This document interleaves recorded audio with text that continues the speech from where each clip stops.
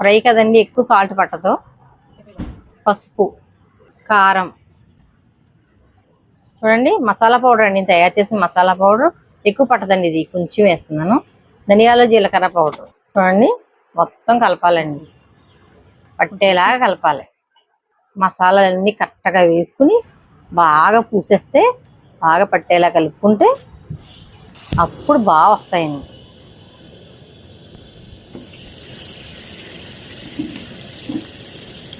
చూడండి పుదీనా అండి, కుండీలో తెంపుతున్నాను, వేసాను శుభ్రంగా, వేస్తున్నాను. చూడండి కరివేపాకు కుండీలో వచ్చిందండి. కరివేపాకు పుదీనా వేసుకుంటే ఆ స్మెల్ బాగుంటుందండి, మంచిది కూడా.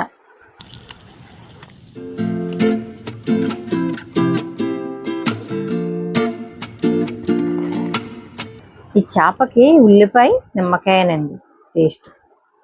ఇలా ఊరినే తిన్నాం అనుకోండి, చక్కగా ఉల్లిపాయ నిమ్మకాయ వేసుకుంటే చాలా టేస్ట్గా ఉంటుంది.